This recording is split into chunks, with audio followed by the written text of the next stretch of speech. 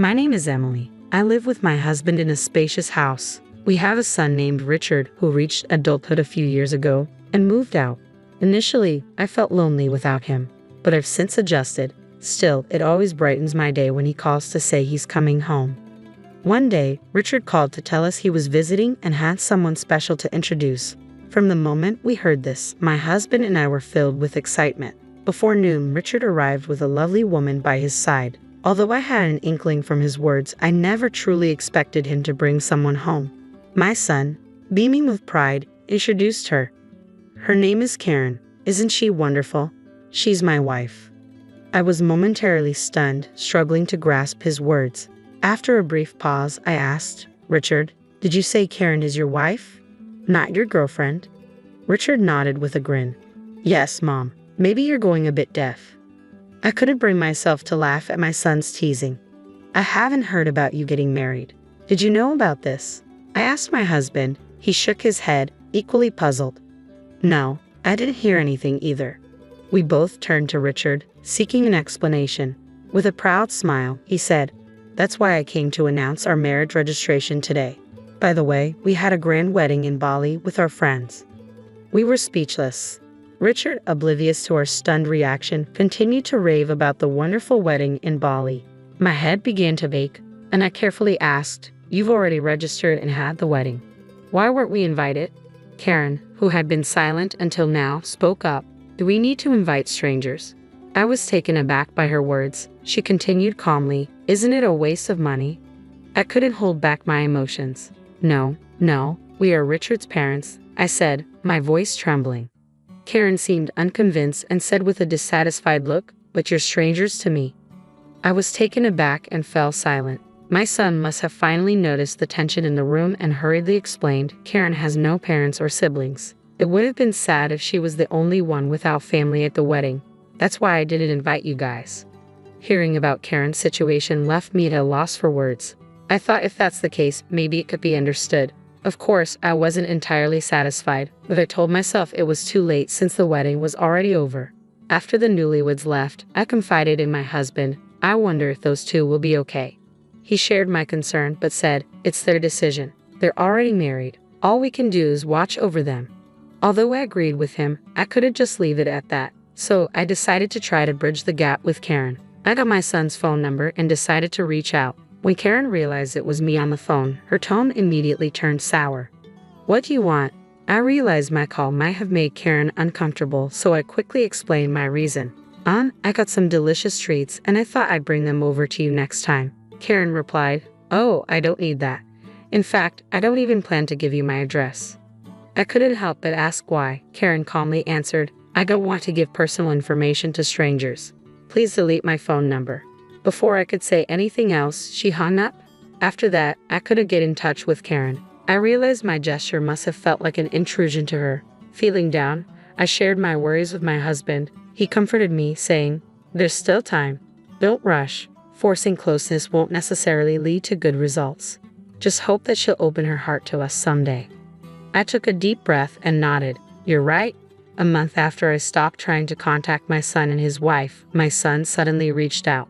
What's going on? I asked. He told me Karen is pregnant. I was thrilled by the happy news. Knowing how tough it can be for a first-time mother without her parents, I asked for their address so I could go help. But my son said, No, I can't give you the address. We don't need help, just money. Give me your bank account number so I can transfer it. I tried to explain to my son how difficult childbirth could be, but he wouldn't listen. Moreover, he said that Karen herself was against it. In the end, I transferred only the money as my son requested. After that, I never heard from him again. There was not even a report of the child's birth.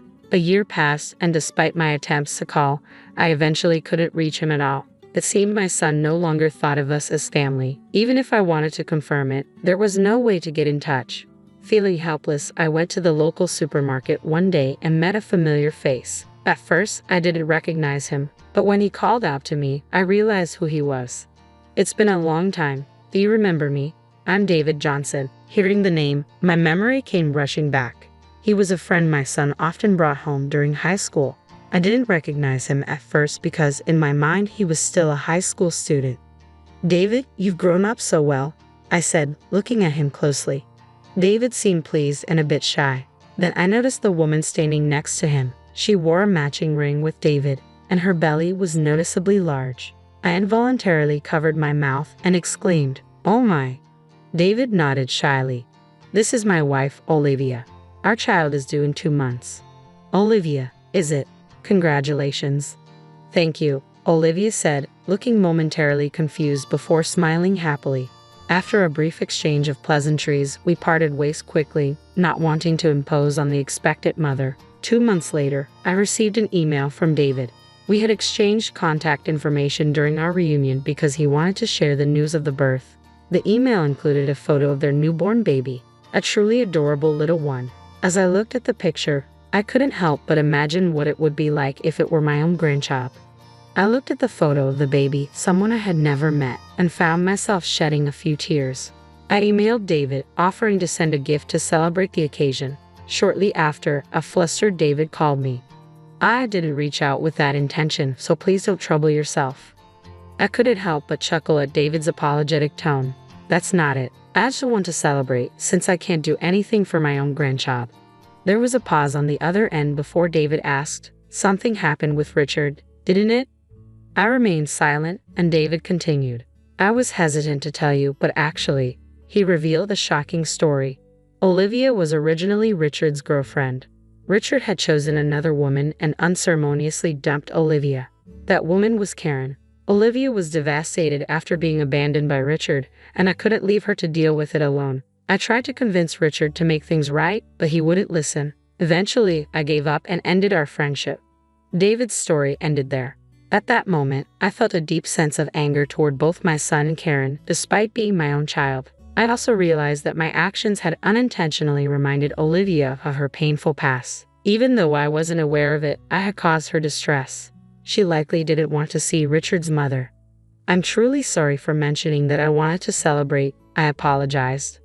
David quickly reassured me. "You don't need to apologize, Mrs. Smith. Olivia doesn't mind. She was the one who wanted to send the baby's picture. Please don't worry about it." Their kindness only made me feel more guilty. David then added, "I just don't want Olivia to have anything to do with Richard and his wife ever again." I agreed wholeheartedly. "I'll do whatever I can to help, even if it might not be much." I also shared with David the strained relationship I had with my son and his wife. David was visibly shocked by Richard's recent behavior. We quickly shifted the conversation to lighter topics before ending the call. I relayed everything I had learned from David to my husband. I then told him that from now on, I would consider Richard and his family as strangers. My husband agreed. "At least we can take a breather." I glanced around the room, where most of the unpacking was complete, and nodded. Our new life begins here today. The house we had lived in felt too large for just the two of us. When we were considering moving, we were introduced to this newly built high-rise condominium. We had planned to inform our son about the move, but ultimately decided against it. I headed out to buy ingredients for dinner. As soon as I stepped out the front door, someone called out to me, "Mom." I turned around, unsure of what I was seeing, and there was my son, approaching with a slight smile. "Why didn't you tell me you moved?" I was surprised to find strangers at the old house. "I had to search quite a bit to find you," he said. I met his gaze with stern eyes. "I didn't need to tell you. You're a stranger to me." Richard seemed taken aback by my change in attitude and grew flustered. "What are you talking about? I'm your son." I ignored him and started walking. Richard quickly fell into step beside me and continued talking. Mom, I want to apologize for everything that's happened. I was misled by Karen. You must have some extra money if you're living in a new high-rise condo, right?" Despite Richard's attempts to engage, I kept walking. Seeing that I wasn't responding, Richard's tone grew anxious. Karen was a habitual liar. Her claim of having no family was false. She was actually disowned by her parents due to a romantic scandal at her previous job. When I glanced at my son, he misunderstood my silence and continued to criticize Karen. Karen came to me for money after she couldn't make it on her own after quitting her job. I was just deceived. I should be able to live in that high-rise condo too. I stopped and faced him. He seemed hopeful that I was finally ready to listen, but I held his gaze firmly and said, "You chose that dishonest woman despite being in a relationship with someone else. This is the consequence of your actions." Richard looked stunned by my words. I delivered my final message. Your only family now is Karen. You two are perfectly suited for each other. Leaving him there, I walked away and contacted David. I was concerned that Richard might cause trouble for David or Olivia. As I feared, Richard had tried to apologize to Olivia and asked David to mediate between us. He even said something absurd like, "You two got married because of me."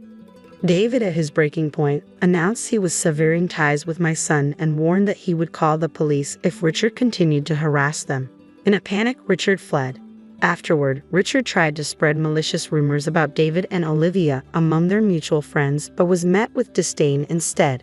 Karen, who was supposed to be his only ally, abandoned him, running off with another man after squandering all of Richard's savings and left their child behind. Seeing the situation worsen, we decided not to intervene despite hearing the rumors. Eventually, Richard came to us with the child in tow. "You must feel sorry for your grandchild, right? Let us stay here," he pleaded. My husband, who had been silent until now, exploded in anger. "Don't be ridiculous. Stop acting like a spoiled child at your age. You're no longer our son, but a stranger. Get out." Frightened by our harsh reaction, my son fled, leaving the grandchild behind. My husband quickly locked the front door while I gently picked up the child. The little one, oblivious to the situation, reached out to my husband with a smile. Seeing that innocent smile, my husband and I shared the same thought. While we have no intention of forgiving our son and Karen, the child is innocent. We exchanged a nod and decided to raise this child ourselves. I heard that my son is now doing physical labor, likely struggling to make ends meet with a job he detests. Despite his hardships, he hasn't tried to come back home, though even if he did, the outcome would be the same. My husband and I are fully occupied with caring for our grandchild. Although raising a child at our age is challenging, the child's smile gives us the strength to keep going. For tasks that are too difficult, we rely on the help of David and his wife, for which we are deeply grateful. It seems that a leisurely retirement is still a distant dream, but for now, I want to savor the time with my husband and grandchild. My name is Clara, a 32-year-old woman who, once a firm believer in fairy tale endings, saw her life take an unexpected turn 3 years ago when I met Mark, the man who would eventually become my husband. Our story unfolds as a journey of love, trust, and eventual betrayal against the backdrop of what seemed like a perfect marriage. It all began on an ordinary Tuesday morning when fate led me to the Corner Cafe, a John Grisham novel in hand, lost in the world of legal thrillers. That's when Mark entered, immediately noticeable with an air of confidence and a warmth in his smile that felt inviting. "Hey, is that Grisham's latest?" he asked, nodding towards my book, his friendly voice tinged with genuine curiosity. "Yeah, just started it. He's always a good read," I responded, pleasantly surprised by the ease of our conversation. We delved into discussions about our favorite authors, and our conversation flowed effortlessly. In the weeks that followed, Mark and I grew closer. Our shared interests in music, particularly old jazz, and a mutual love for exploring hidden bookstores around the city cemented our bond. Mark was charming, respectful, and attentive, and each encounter felt like catching up with an old friend. One evening, as we walked along the river, Mark's tone turned serious. "Clara, I've never felt this way before. I think I'm falling for you," he confessed under the dim glow of the streetlights. His words sent a rush of warmth through me, and I admitted, "I feel the same, Mark. You're unlike anyone I've ever met." 6 months flew by, and our relationship only grew stronger. During a cozy dinner at my apartment, Mark proposed, and there was no hesitation in my yes. I loved him, and I believed in our future together. The joy of our engagement, however, was soon met with apprehension as the time came to meet Mark's parents. His mother, Linda, was a stern woman with piercing eyes that seemed to judge my every move, while his father was more amiable but carried an undeniable seriousness, especially regarding the institution of marriage. During a formal dinner at their house, Mark's father brought up the subject of a prenuptial agreement. "It's just practical," he stated matter-of-factly. The request caught me off guard, but given my past experience with a cheating ex-boyfriend, I understood the necessity. I agree, but I have a condition, I said, steadying my voice.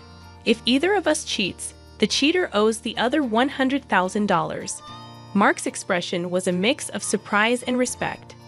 I promise, Clara, I'd never cheat on you, he said earnestly. Our wedding was a beautiful affair, filled with laughter, dancing, and promises of forever. The first year of our marriage felt like living in a dream. We traveled to romantic destinations, enjoyed quiet evenings at home, and supported each other's ambitions. Mark was not just my husband. He was my best friend and confidant. After the whirlwind of our wedding, Mark and I settled into married life with an ease that surprised even me. Our first year was like living in a bubble of happiness, untouched by the outside world. Our honeymoon in Paris was a dream, strolling along the Seine as two lovebirds lost in a city of love. Can you believe we're here? I inquired of Mark one evening as we observed the Eiffel Tower lighting up. He drew me close and responded, "With you, I can believe anything. This is just the start for us, Clara." Those days were filled with laughter, romantic dinners, and promises of a shared future. Returning home with a suitcase full of memories, our bond felt unbreakable. In our daily routine, Mark would bid me farewell each morning before work, and I'd have dinner waiting for him upon his return. Our conversations stretched late into the night, discussing everything and nothing. One night, while cleaning up after dinner, Mark remarked, "You know, I never thought I'd be this happy doing mundane stuff like washing dishes." I playfully splashed water at him, and he laughed, catching it in his hands. "That's because you've got an amazing wife. It's all about good company," he said. "Absolutely the best decision of my life marrying you." Despite the growing pressure from external expectations, particularly the anticipation of starting a family, our happiness persisted. Linda, Mark's mother, would drop not-so-subtle hints at family gatherings, asking, "So when are we going to hear some good news?" I brushed it off with a joke, but her persistence strained me over time. Mark reassured me, saying, "Don't let my mom get to you. We'll start a family when we're ready, not minutes sooner." Our first year of marriage was magical, celebrated with a quiet dinner at home. Mark surprised me with a necklace I had admired months ago. "Happy anniversary, Clara. Here's to many more years of happiness," he said, his eyes shining with love. As we cuddled on the couch that night, I felt incredibly fortunate. However, as our second year of marriage began, the pressure from Mark's family, particularly Linda, took a toll. It wasn't just about starting a family. Her criticisms infiltrated every aspect of our lives. Linda's disapproval, often hidden in seemingly helpful comments, turned every visit into a nightmare. One afternoon, as I set the table for lunch, Linda walked into the kitchen, eyeing the spread with a disapproving frown. "Is this what you're serving? A bit simple, don't you think?" she remarked, her tone dripping with disdain. Clenching my jaw, I tried to maintain composure. Her critiques extended beyond my cooking, finding fault in everything from house decorations to how I spent my free time. One evening, relaxing in the living room, Linda gave her unsolicited opinion, stating, "You know, Clara, if Mark gave me the money he spends on you." I contemplated hiring a proper cleaner and cook. Mark appeared uncomfortable, but he remained silent. His quiet response felt like a betrayal, and though seething with frustration, I managed to say, "Well, Linda, I'm doing my best here." The hurt intensified as Mark's attitude began to mirror his mother's criticisms, albeit in a more subtle manner. Following one of Linda's visits, Mark casually suggested, "Mom might have a point about the house. Maybe we should consider getting some help." A pang of hurt and frustration hit me, and I questioned, "So you think I can't handle it either?" He backpedaled, saying, "No, that's not what I meant." But the damage was done. Constant criticisms and Mark's growing detachment strained our marriage, leading to arguments over trivial matters and transforming our once easy conversations into tense exchanges. After a particularly heated argument, I found myself wondering aloud, "What happened to us, Mark? We used to be on the same team." He ran a hand through his hair, looking frustrated, and replied, I don't know, Clara. Everything feels so complicated now. That night, I went to bed feeling lonely and misunderstood. Linda's insidious comments had invaded not only our home, but also our marriage, making me question whether the love Mark and I shared could withstand this constant barrage of negativity. As the third year of our marriage unfolded, a sense of unease settled in my heart. The once bright flame of our love seemed to flicker under the shadow of doubt and mistrust. It all started with repeated phone calls from a name that kept popping up on Mark's phone, Jake. Mark's demeanor changed whenever that name flashed on the screen. One evening, as we watched TV, his phone rang again, and I couldn't help but notice the nervous glance he threw my way. "Who's Jake?" I asked, trying to sound casual, but my heart pounded. "Just a new guy at work, no one important," Mark replied, but his voice was too nonchalant, and his answer seemed rehearsed. Mark's behavior continued to shift. He started coming home late from work with flimsy and inconsistent excuses. His wardrobe underwent a transformation, shifting from casual to sharply tailored suits. One night, as he prepared to leave for another late night at work, I questioned, "Working late again?" Noticing his dressed-up appearance. "Yeah, big project," he said without meeting my eyes. "Don't wait up." Frustration boiled over, and I confronted him one day, saying, "This isn't like you, Mark. What's really going on?" My voice trembled with a mixture of anger and fear. Mark sighed, displaying a mix of guilt and annoyance. "I told you, it's just work. Why can't you trust me?" I shot back, "Because you're hiding something. You're never here, and when you are, it's like you're a million miles away." Mark didn't respond. He just grabbed his coat and left, leaving me standing there feeling more alone than ever. That night, lying in our empty bed, I made a decision. I couldn't live in this limbo of doubt and suspicion. I needed to know the truth, whatever it was. The next morning, I called a private detective. It felt like a betrayal, but the constant worry and uncertainty were eating me alive. I needed answers and was determined to get them, no matter what they revealed about the man I thought I knew. The days after contacting the private detective were a haze of anxiety and anticipation. I felt like I walked a tightrope, desperately trying to maintain a semblance of normalcy while my world quietly crumbled around me. Then the call came, shattering my last hope. "Mrs. Johnson, we have conclusive evidence. I'm afraid your suspicions were correct." The detective's voice was solemn, heavy with the weight of the news he was delivering. He explained that Mark had been having an affair, and the mysterious Jake on his phone was actually a woman. My heart sank as he detailed their meetings, providing timestamps and photos. It was irrefutable. I sat there, phone in hand, feeling a mix of devastation and vindication. My worst fears weren't just fears anymore. They were cold, hard facts. Despite the pain, I decided not to confront Mark immediately. I needed more than just the evidence of his infidelity. I needed to understand the full extent of his deceit. One evening, as I passed by his home office, I overheard a conversation that chilled me to the bone. Mark was talking to his mother, Linda. "Mom, I'm planning to end it with Clara after your birthday." Mark's voice was cold, devoid of any affection he once had for me. "Oh, that's wise, dear. Make sure she gets me a nice 65th birthday present before you drop the bomb," Linda replied, her voice laced with a callousness that took my breath away. I leaned against the wall, feeling nauseous. Not only was my husband unfaithful, but he and his mother were plotting against me, waiting to use me for one last expensive gift before discarding me. Fueled by a mixture of anger and resolve, I decided to play along. I continued as if nothing was wrong while secretly gathering more evidence of Mark's infidelity.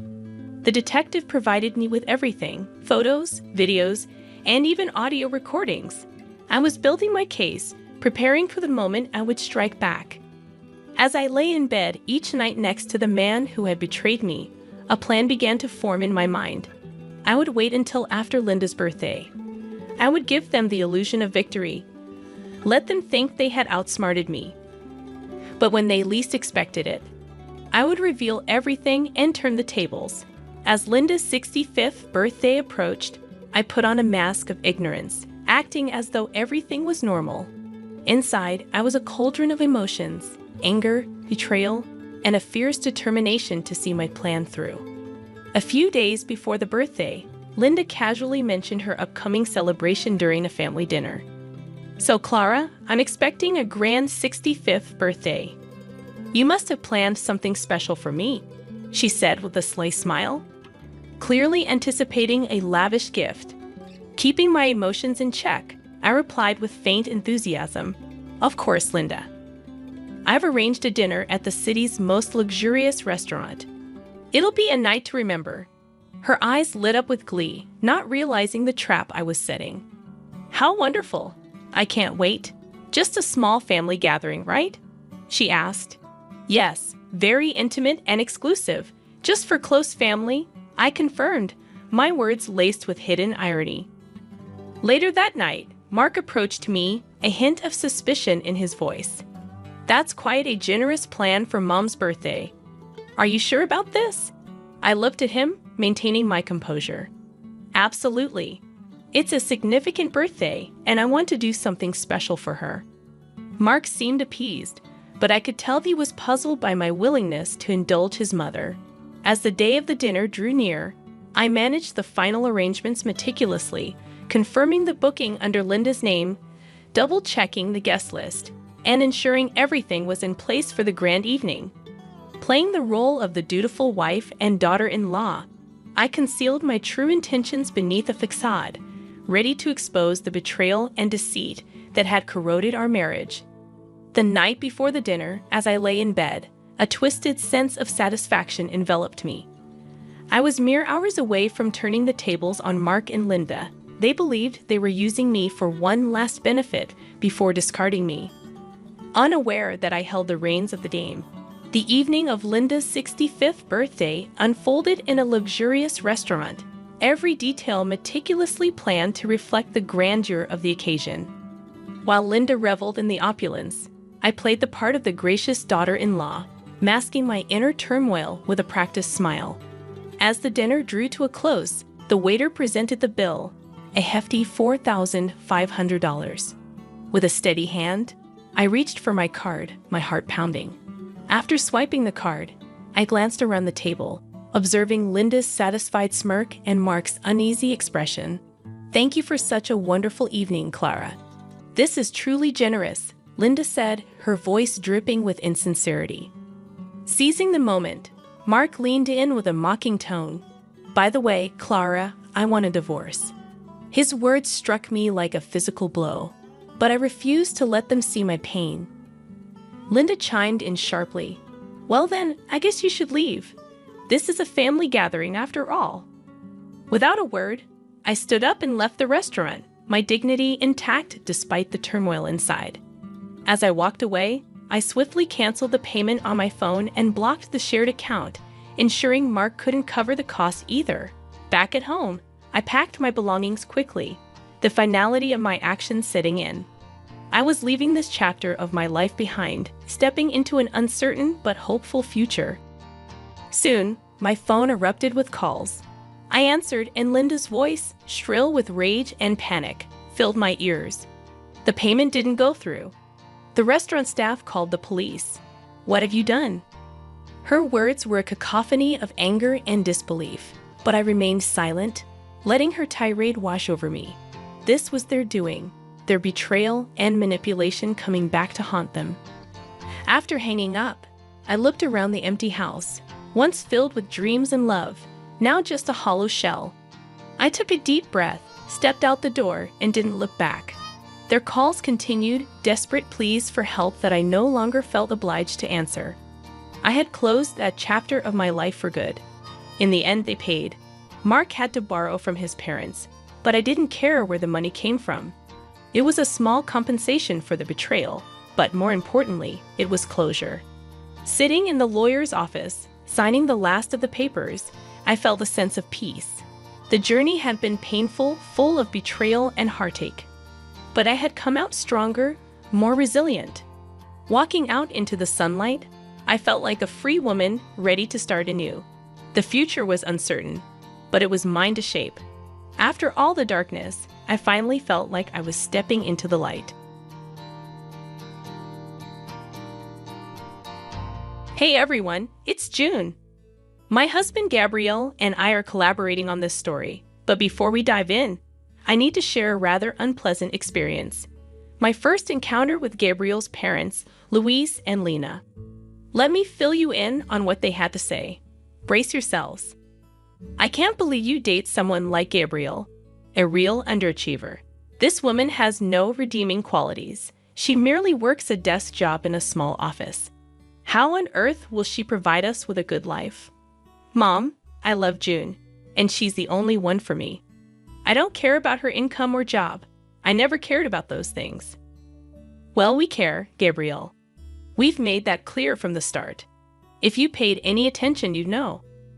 Listen, Gabrielle, if this girl doesn't bring more to the table, she can't be our daughter-in-law. We won't approve. Find someone else. No, Mom, June is the one for me. I'm going to marry her. I had the entire proposal planned, and now you've ruined everything. I was stunned as this conversation unfolded. Yes, I was surprised about Gabrielle planning to propose. We had been dating for 3 years, and while I hoped for a proposal, I didn't expect it to happen so soon.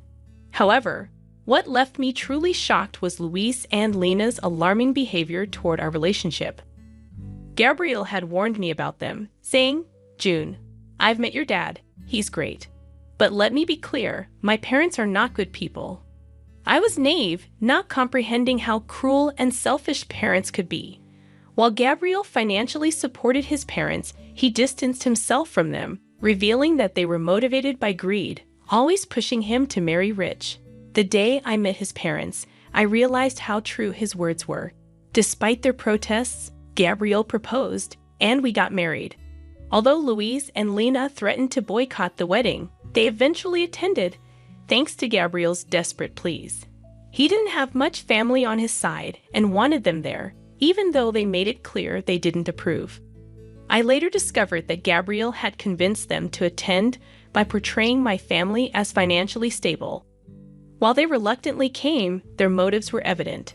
They made it a point to remind me, "Just so you know, June, we still don't approve of this marriage.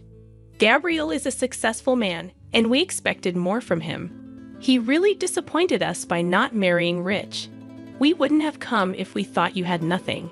Thank God your father at least has something to his name. I hope you don't forget us and our gracious presence today when you finally get the house inheritance. Guys, I'm getting married today. My father is healthy and fine, and there's absolutely no reason for you two to even mention an inheritance today." I stormed off, distancing myself from them after hearing their audacious remark. My father was my only living family, and hearing such comments on my wedding day made me sick. I couldn't believe the audacity of Louis and Lena to demand a share of my money. I chose not to inform Gabrielle about this incident, not wanting to spoil his day, and knowing how difficult it was for him to cut ties with his parents. Unfortunately, things took a downward turn from there. Despite Gabrielle and I being happy together, his parents were always meddling in our finances. Louis and Lena persistently pestered us about the exact worth of my father's assets. We never gave them a satisfactory answer, yet their embarrassing and entitled behavior continued. For years, I endured their greedy ways, putting up with their constant demands for more money. They fabricated excuses and guilt-tripped us when we tried to refuse. Their comments about my inheritance never ceased, but I chose to ignore them. The situation hit rock bottom when my father was diagnosed with aggressive cancer, and his time was limited. Living far away, we flew to visit him a couple of times. Louis and Lena were displeased, saying we shouldn't waste money on frequent visits since my father was in hospice and wouldn't live long anyway. I vehemently disagreed, asserting that visiting my dying father was not a waste of money. What we did with our finances was our choice, and Louis and Lena had no right to dictate. Their lack of support and covert requests not to visit my father infuriated me. Thankfully, Gabrielle stood up for me and shut down their insensitive conversation. From that day onwards, I was determined to teach them a lesson once I was in a better place. I vowed to show them their place. My father passed away around 3 months after his diagnosis, and I was devastated. I really didn't want to lose him that fast. Witnessing his declining health, I knew it was time. Despite the difficulty, Gabriel was my rock throughout the entire time.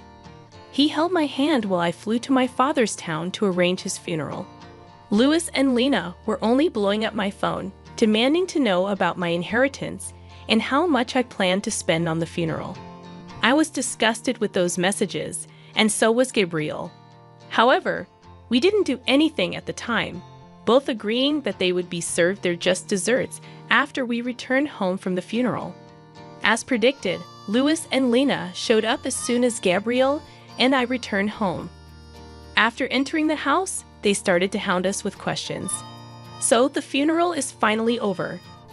God, I've been dying to know what you got in the inheritance. Your father must have left you the house. What are you even talking about, Lena? How does my inheritance concern you in any way? I just came back from my father's funeral, and this is what you ask. Oh, please, June, don't be such a spoiled sport. Ever since Gabriel married you, we've been wondering why he did it. I mean, you don't have a great job, and neither are you beautiful. What did he ever see in you? Me and Louis guessed that it must be because of money. Mom, what is wrong with you? How can you even insult me and my wife like that? We married each other for love. I have told you this countless times. At least have the decency not to bring it up today. Gabriel, there's no reason to be so dramatic. We're simply asking her a question. Your wife can just answer us and satisfy our curiosity. We don't mind if you marry June for money. In fact, we would be happy to know that you've bagged the great prize. You are truly horrible parents to accuse your own son of being a gold digger. You two are insane. I wonder how a great man like Gabriel was born to such disgusting people. Enough with the small talk, June. Tell us what you got in your inheritance. This is the day I was waiting for. Your father must have left you something. Gabriel told me that he lived in a big house. You could just tell now and buy us a house instead. We will make great use of the money. Besides, we are your parents now. Hearing this made my blood boil, and I seethed with rage while Gabriel looked at his parents in disbelief. Even he couldn't comprehend the fact that his parents could be so greedy and selfish. My father wasn't even dead for a month, and they were already planning to spend my inheritance on themselves. Hell, they even started to call themselves my new parents.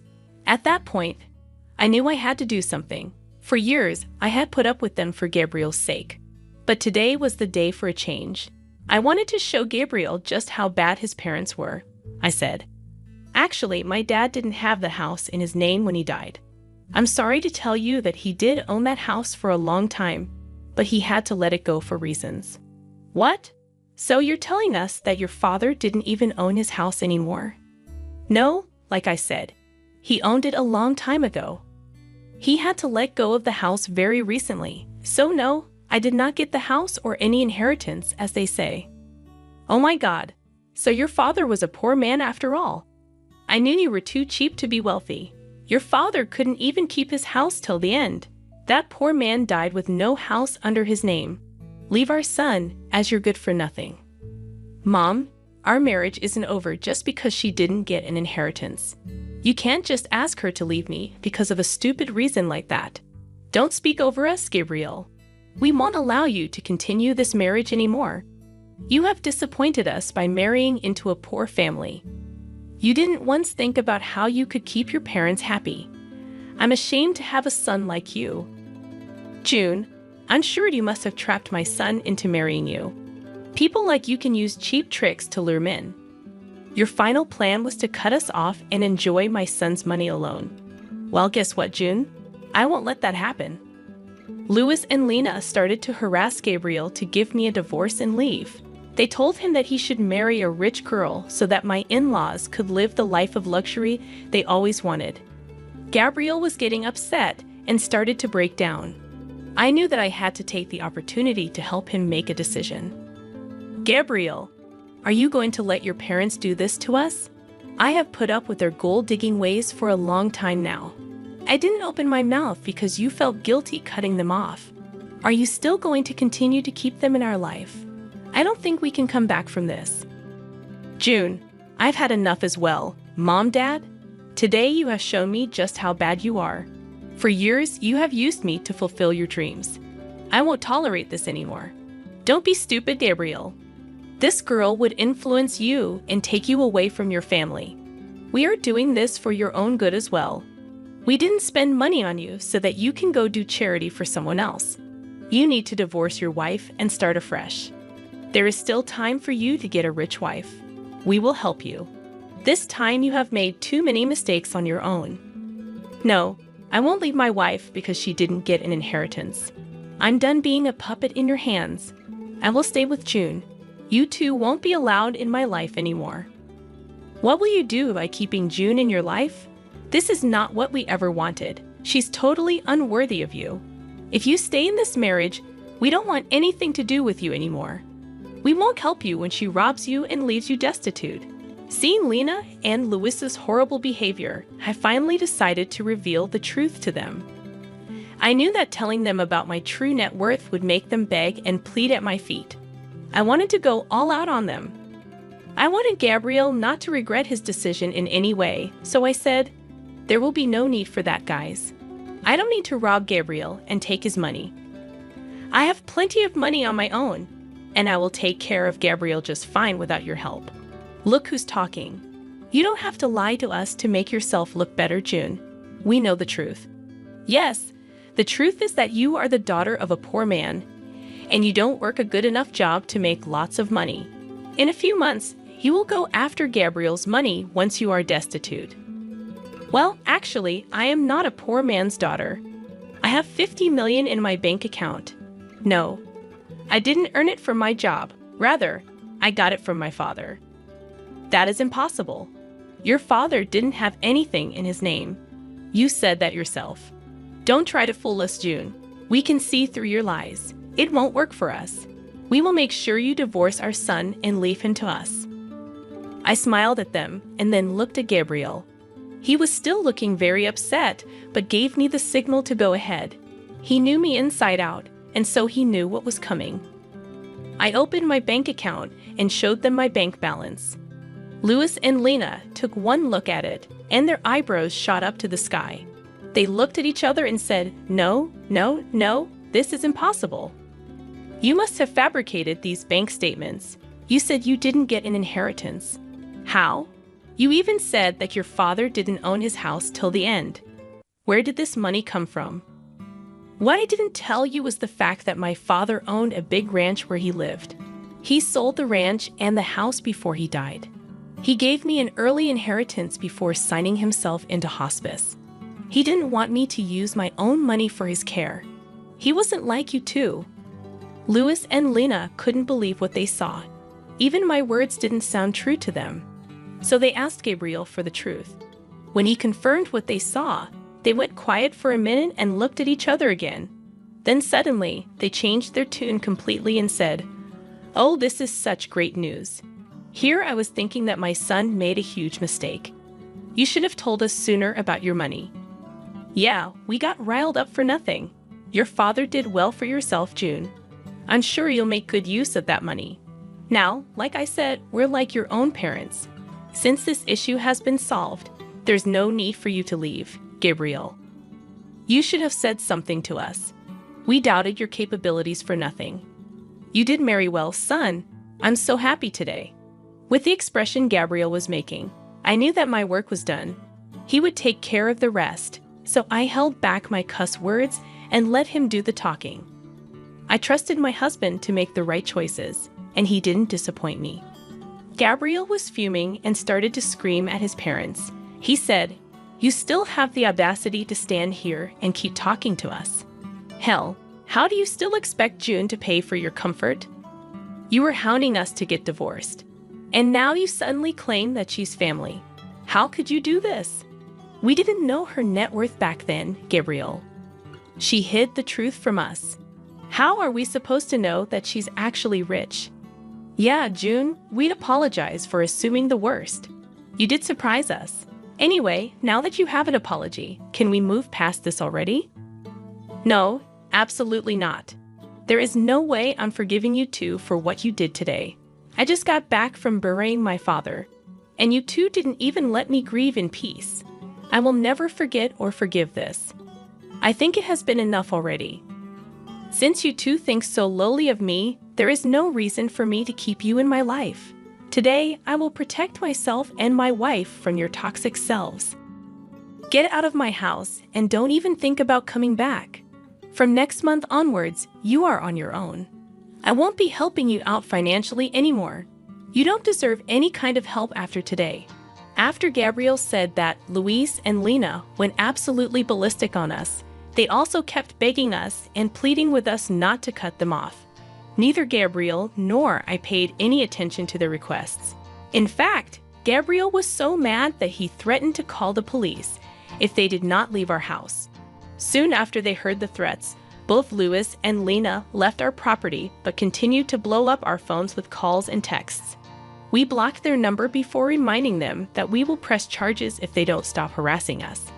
For the next few days, Gabriel completely dealt with his family while I grieved my father properly. I was finally in a peaceful setting where I could reflect on my childhood memories and try to remember my father for the good times. He truly was an amazing man.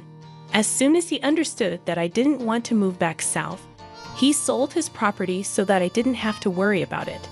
He didn't even want me to spend money on his medical bills, so he used some of the sale money to pay for hospice. He was truly a great parent, and I still miss him a lot. On the other hand, Gabriel was also grieving the loss of his family, but for other reasons. Yes, he was finally freed from his toxic family, but some people were guilting him about abandoning them. Those people did stop hounding him when Gabriel told them the full story. Now, everyone who knows Luis and Lena is disgusted with them. The duo still tried to contact us even after we blocked their numbers and changed our locks. We are contemplating taking out restraining orders if they don't stop soon. Meanwhile, I have recently found out that I am pregnant. I'm sad that my father couldn't be a part of my child's life, but me and Gabriel are really enjoying this surprise and preparing ourselves to have a little bundle of joy in our arms soon. What's this? Seriously, it's no wonder I couldn't help but exclaim. There in front of me were the words of a termination notice. I had been told not to contact during business trips, but this was something I couldn't ignore. I hurriedly called Jack. No answer. I called over and over. Simultaneously, I sent messages, but there was no response. It was past noon. Maybe he couldn't answer due to work, but I had to get in touch somehow. After persistently calling, he finally picked up. Hello, Jack. Don't you know not to contact me during work hours? Jack immediately started yelling. I'm sorry, but it's urgent. I've received a certified letter from the company. I told you not to contact me while I'm on a business trip.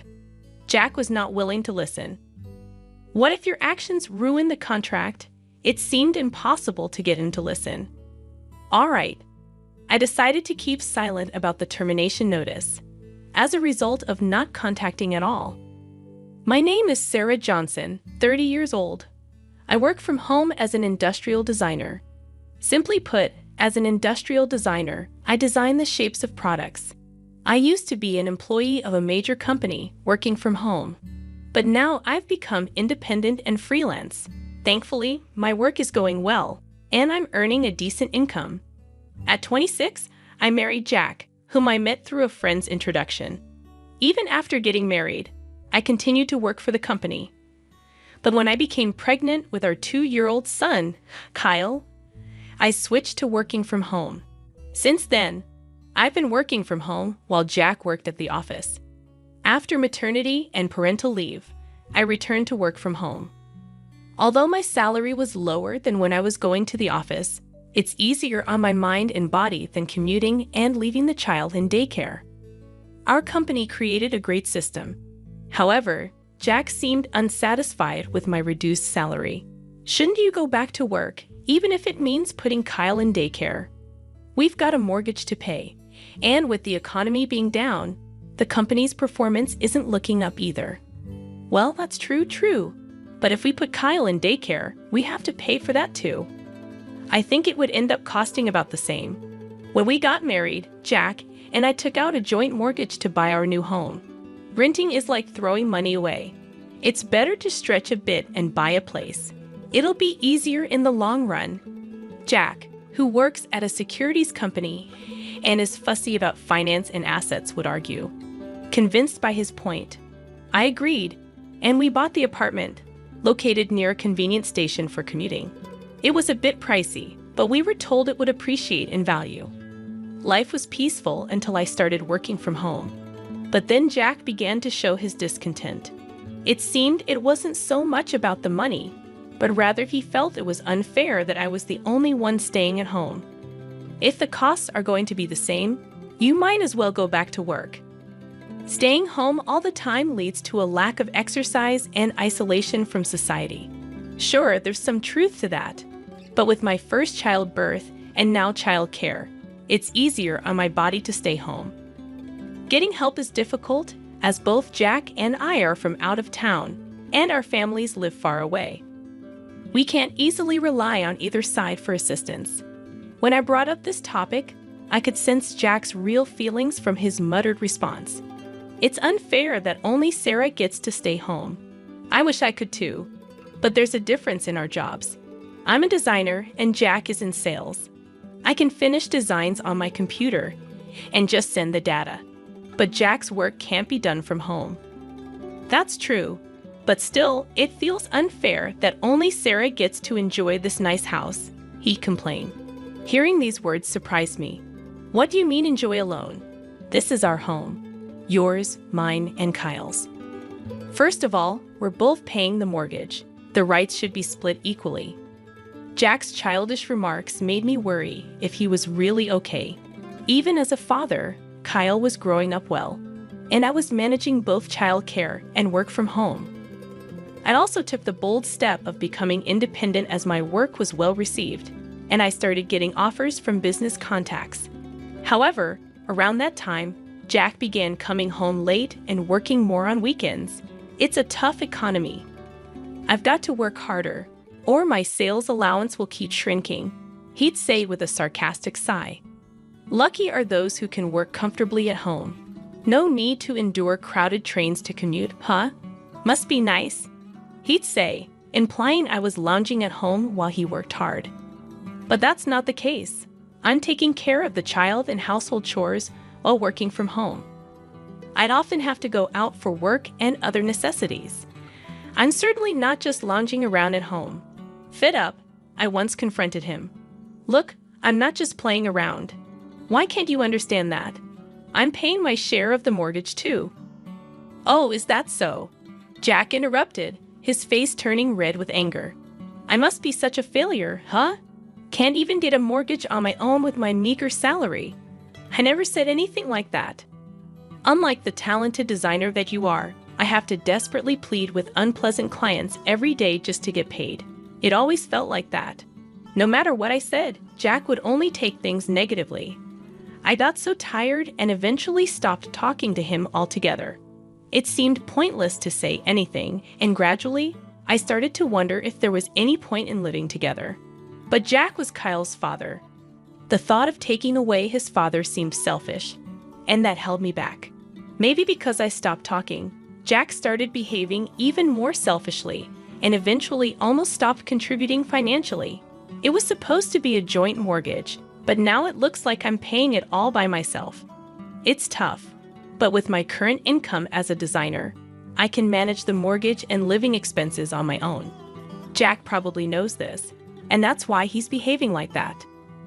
I think if we were at risk of losing the house because we couldn't pay the mortgage, he'd contribute something. Jack is that kind of calculative person. And around that time, I started to have a suspicion. Maybe Jack had another woman and was spending his money on her. If that's the case, I have no choice but to take a drastic step. Of course, I'd make sure he pays what he owes. I wanted to find proof, but I didn't know how. The most reliable way would be to hire a detective agency, but that's expensive.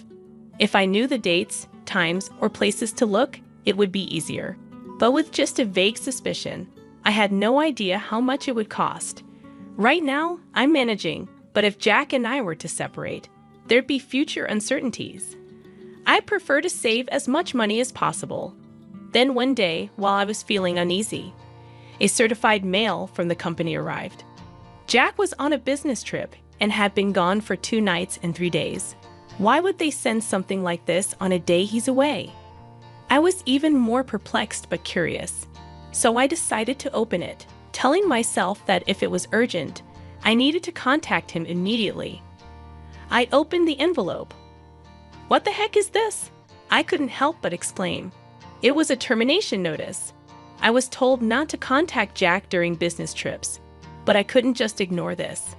I tried calling him, no answer. I called again and again. I sent messages too, but got no response. It was past noon. Maybe he couldn't answer because of work, but I had to get through to him.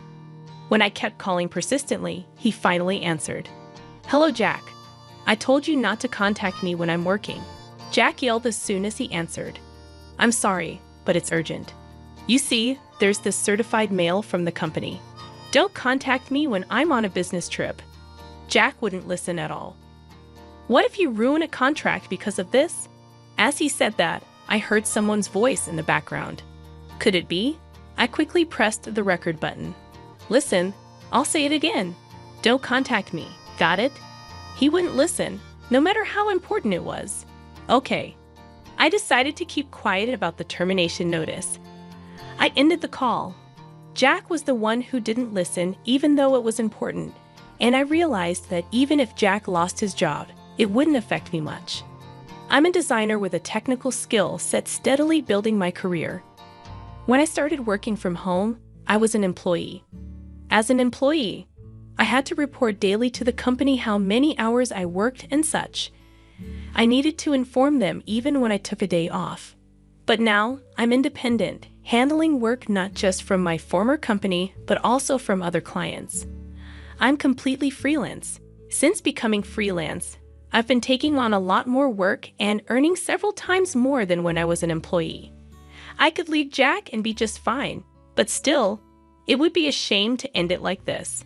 That call, I think the voice was a woman's. Listening carefully to the recording, I could make out what was being said. The woman didn't realize I was on the phone and was asking Jack for something. I couldn't hear exactly what it was, but she was asking for something for her birthday. Her birthday must be coming up soon.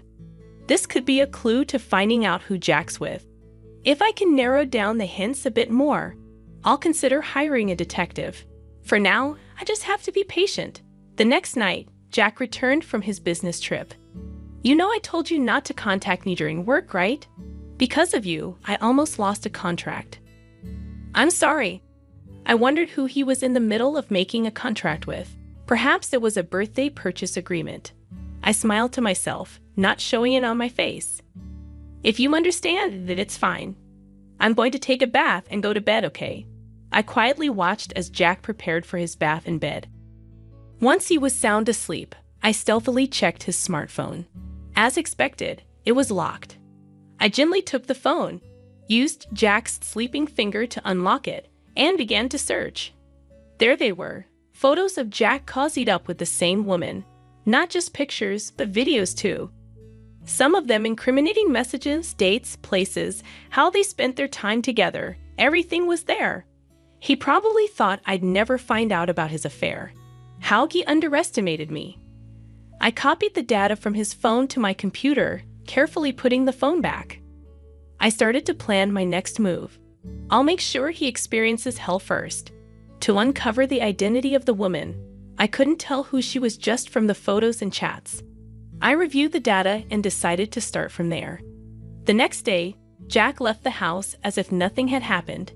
He said he was going to work, but I hoped he could still do his job as usual.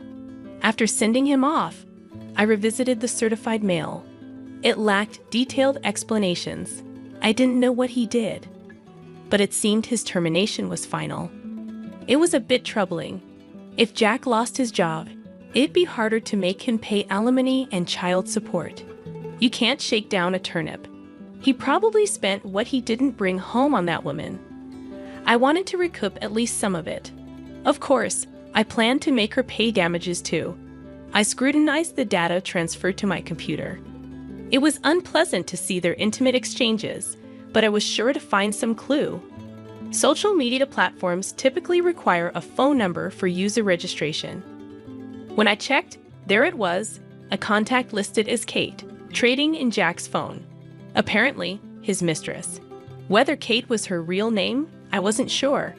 I picked out the necessary information and compiled the data. Now, what to do with this data? Should I hire a detective or go straight to a lawyer? Thinking it over, I had a great idea, something I saw in a melodramatic TV show. I decided to play it out myself. Hey, I think I need to go back to my parents' place for a bit. Why?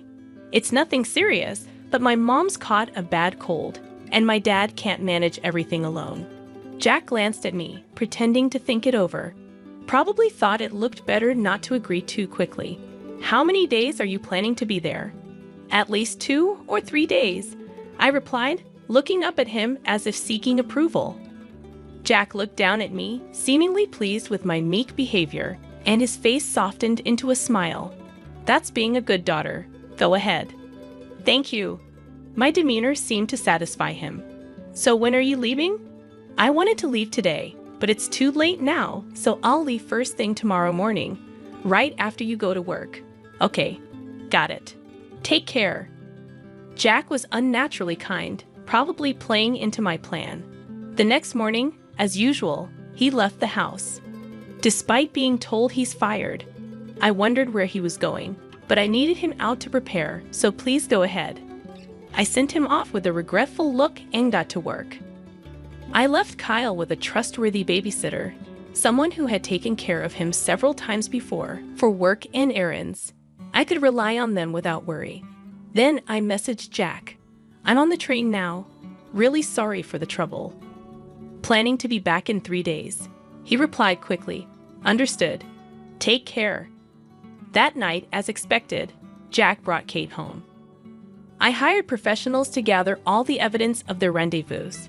I knew the data already on Jack's smartphone would be enough for a favorable divorce, but I wanted to personally punish them both. On the first day of the trap, Jack and Kate returned home in the afternoon and didn't leave until the next evening. Then came the main event. I was a bit anxious waiting, not knowing what time they'd return, but I was sure they would. Late that night, just before the date changed, they came back. They seemed tipsy, giggling, and stumbling into the bedroom, falling on the bed tangled together. Now, welcome home. As I finished speaking, I flung open the closet door with a loud bang. Kate screamed in shock and tumbled out of the bed. In the process, she hit her head against the cabinet beside the bed. Serves her right. What? Jack hadn't fallen off the bed, but he was frozen in a bizarre position on it. He was lying on his back, arms thrust forward from his chest. It seemed he was so startled by my appearance that he accidentally pushed Kate away. That's why she flew off the bed and hit her head. Welcome home, dear. Jack lay there in his strange pose, eyes wide open, staring at me. He looked utterly ridiculous. Oh, we have a guest, I remarked as I slowly emerged from the closet and stood beside the bed, looking down at Jack with a full smile. I ignored the woman who had lost consciousness. You, who is this lady? It's quite rude to sleep in someone else's house like this. Jack was at a loss for words. Well, that's okay. Let's have a little chat, I said, pulling out my phone to make a call. Who are you calling? Oh, just someone, I replied, humming a tune as I ended the call and coldly looked down at Kate. What should we do with her? What do you mean? What should we, wake her up or let her sleep?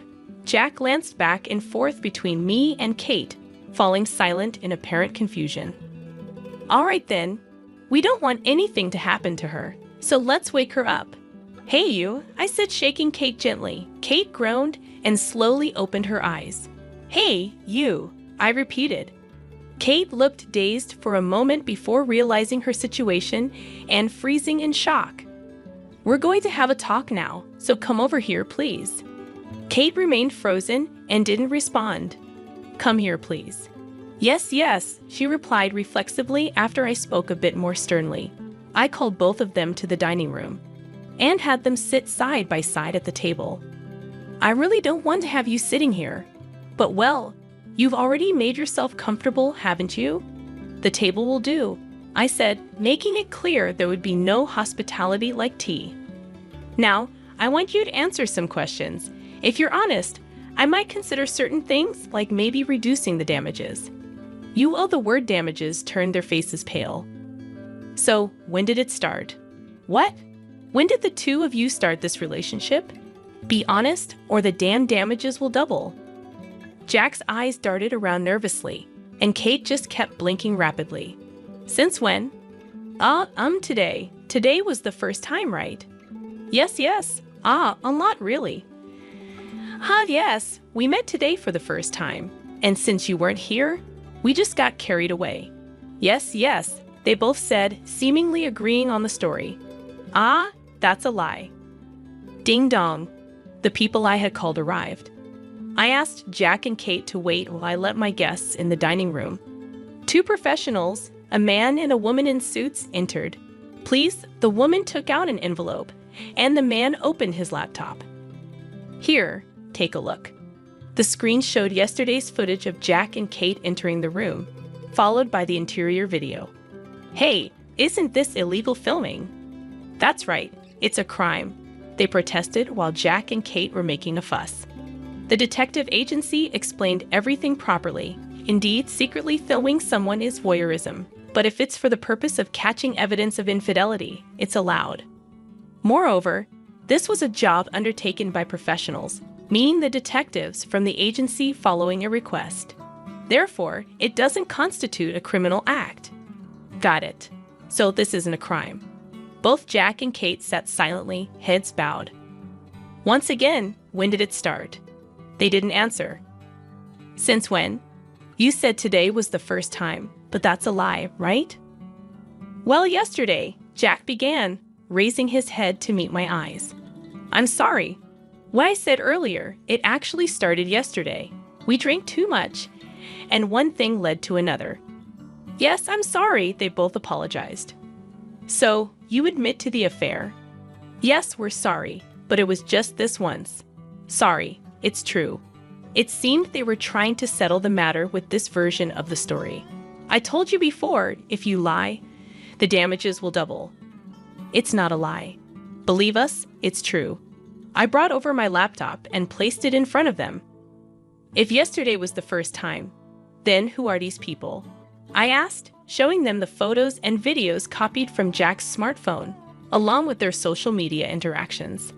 Another lie. You're taking stuff from someone's smartphone. That's a crime. Sorry to disappoint you, but this also isn't a crime.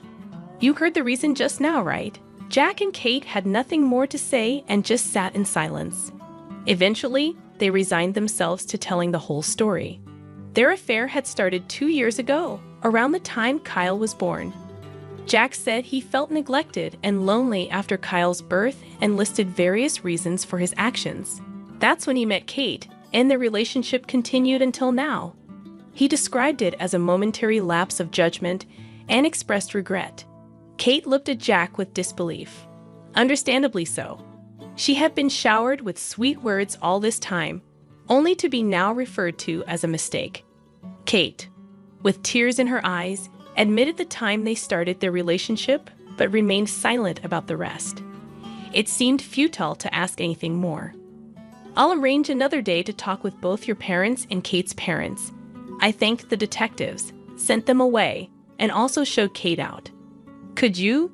You leave too. Maybe stay at a hotel or something. You might catch up with Kate if you're quick. I wouldn't do such a thing. Whatever, just leave. I made sure to send Jack out as well. Later, I arranged a meeting with both our parents and Jack's. My in-laws were mortified, just kept apologizing. My parents sat in silent anger. I showed them all the evidence, including the conversation from the day I caught. So, I want a divorce.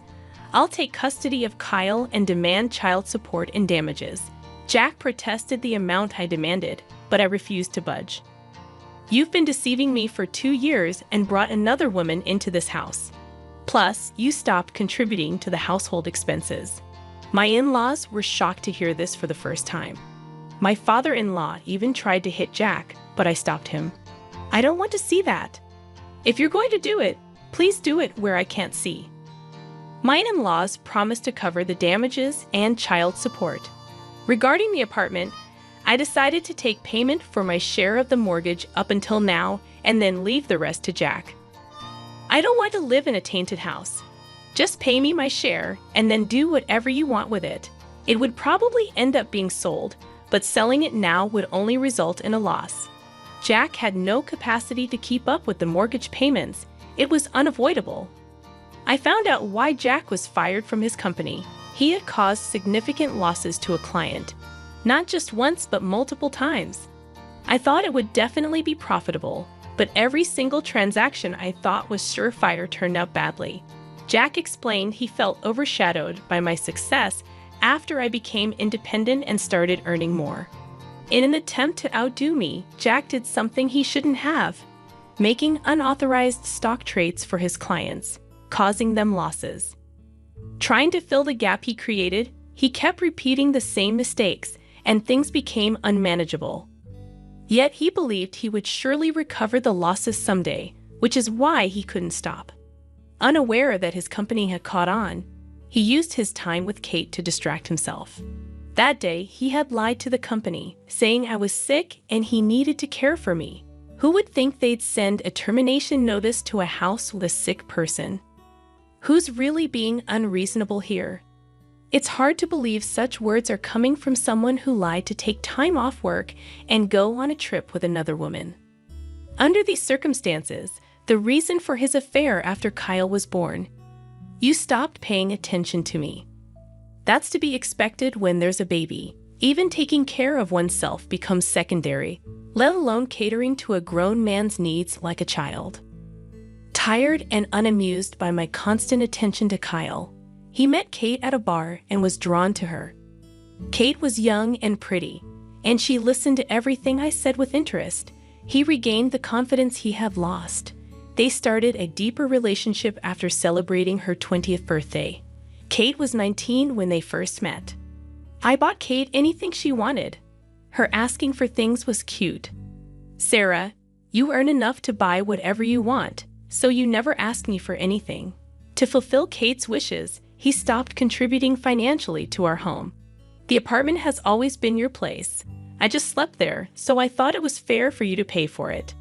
I remembered him saying that. Sarah, if you became a company employee again, you'd only be home for the same amount of time. Then it would be equal. So that's why he wanted me to stop working from home and commute instead. It's truly exasperating, the excuses Jack kept coming up with. None of them made any sense, no matter how I looked at it, but he blamed it all on me. If only Sarah had continued working like before and supported me, none of this would have happened, he said. Hearing these words, even my father-in-law broke down in tears. It was just pitiful, but that's no longer my concern. Because they paid the amount I wanted doesn't mean my wounds are healed or that I can forgive them. But they agreed to pay the damages and child support for Kyle that I demanded, so I have to accept it as good enough. I also demanded separate damages from Kate. Thankfully, her parents were responsible and paid everything on her behalf. I had said that lies would cost double, but I decided against it. I have my principles. I settled the matter within those bounds. I'm sorry, Kate apologized, appearing before me with her parents, looking completely different from the drunken Kate I had seen before. She honestly talked about her past. Kate, originally from a rural area, was astonished by the stark difference when she came to the city. Her college classmates all seemed fashionable, flashy, and dazzling. Trying to keep up, she started working at a bar. That's where I met Jack.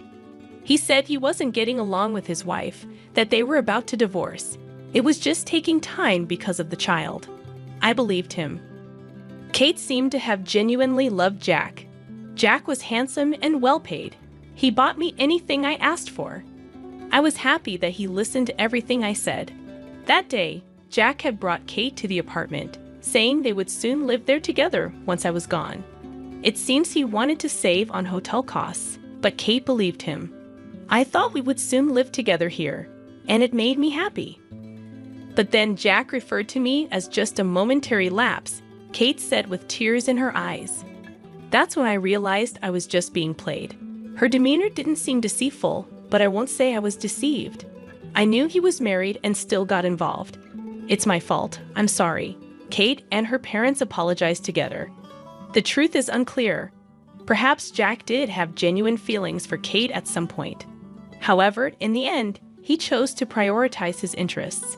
It seems that his understanding of the situation was ultimately shallow.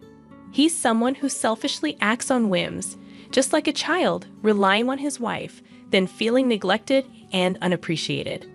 Kate would be better off forgetting about such a man. Kate has since quit college and returned to the countryside with her parents to start over. I'll work and pay back what my parents covered as soon as possible. Although I once despised her, I now hope she finds a straight path in life and happiness. Afterward, Jack was fired from his company and sued for the losses he couldn't cover. That was expected. He lied to the company to take time off and was caught embezzling for his escapades. It wasn't just causing losses to clients. He used that money for personal enjoyment, which led to his judgment. Though he received a suspended sentence, his future is uncertain. I feel sorry for my in-laws, who were good people, but it was a deserved outcome. I've returned to my parents' home, where they help me with Kyle while I continue working. Despite the personal turmoil, my career is going well. Kyle's growth is now my sole comfort.